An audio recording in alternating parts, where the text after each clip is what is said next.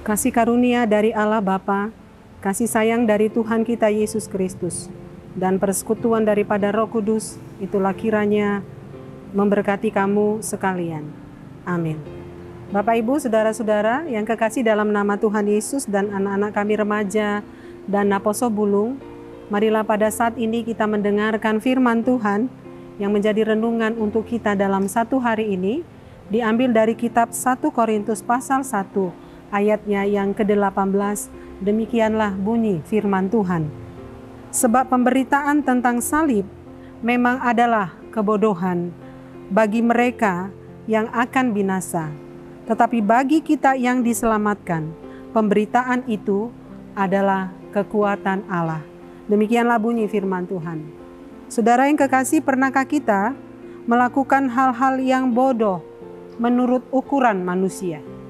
Misalkan saja kita ingin kaya, tetapi kita malas bekerja. Akhirnya kita hanya tinggal menghayal saja. Atau ada banyak orang menjadi suka berangan-angan atau membeli judi karena dia harap dia akan beruntung dari judi itu. Atau saudara, ada banyak orang diam saja ketika dihina, ketika dipukul, ketika dicaci maki, ketika difitnah, dia tidak mau membalas semuanya itu. Bila itu terjadi, orang akan menganggap bahwasanya dia bodoh karena dia tidak mau membalas perbuatan yang tidak baik terhadap dirinya. Atau mungkin ada orang, saudara, ketika kesempatan untuk naik jabatan itu ada, ketika kesempatan untuk menjadi seorang kaya itu ada, tetapi kesempatan itu tidak diambil karena dia harus menjual agamanya, dia harus menjual imannya. Karena itu ketika itu datang, maka orang katakan, oh kamu bodoh, kenapa kesempatan itu tidak kamu ambil?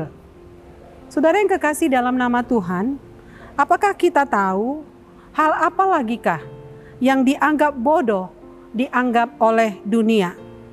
Yakni firman Tuhan yang baru kita baca, sesuatu yang bodoh yang dianggap oleh dunia adalah berita tentang salib. Bagi orang Yahudi dan bagi banyak orang yang tidak mau percaya kepada Tuhan, tentang salib adalah berita kehinaan dan kebodohan. Mereka mengira masakan Mesias yang disebut adalah sebagai raja yang dinanti-nantikan itu, dia harus disalibkan, dia harus menderita, dia harus mati untuk menebus banyak orang. Mengapa dia harus disejajarkan dengan seorang pendosa berat? Mengapa dia disejajarkan menjadi seorang yang hina? Karena orang yang disalib itu adalah orang yang hina.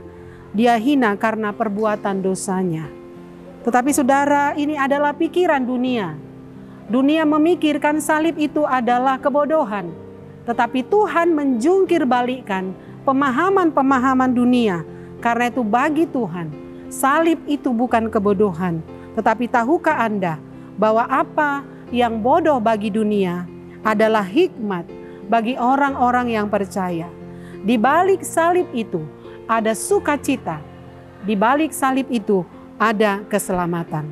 Saudara yang kekasih, kita yang percaya kepada salib Tuhan sebagai bukti bahwa kasih Tuhan itu sangat besar. Salib pada zaman ini tidak hanya sekedar pemberitaan, tetapi saudara, firman Tuhan hendak menyatakan kepada kita, salib itu hendaknya menjadi gaya hidup orang-orang percaya. Way of life.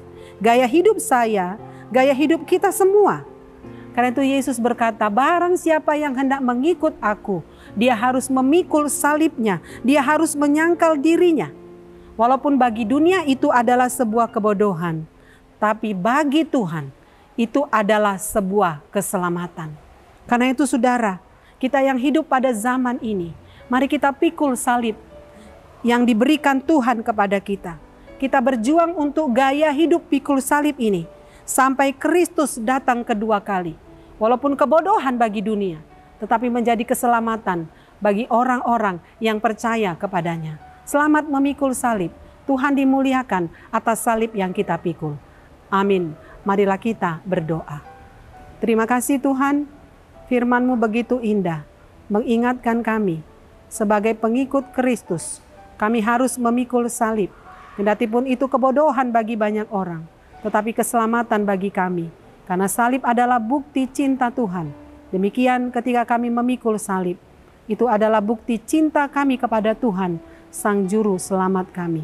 Terpujilah Engkau Tuhan, berkati seluruh umat-Mu dimanapun berada, yang sedang melakukan banyak pekerjaan. Bila lewat pekerjaan itu nama Tuhan ditinggikan. Berkati anak-anak yang dalam masa pendidikan, roh hikmat bijaksana dan kekuatan dari Tuhan ada dalam kehidupan mereka.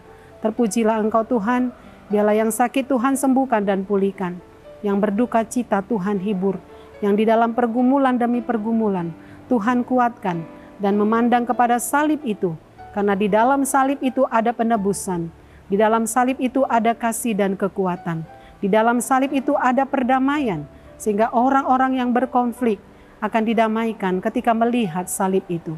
Terpujilah Engkau ya Allah, dalam Kristus Yesus kami berdoa dan mengucap syukur. Amin. Salam Bapak, Ibu, dan Saudara kekasih, selamat beraktivitas. Nama Tuhan ditinggikan dan dimuliakan.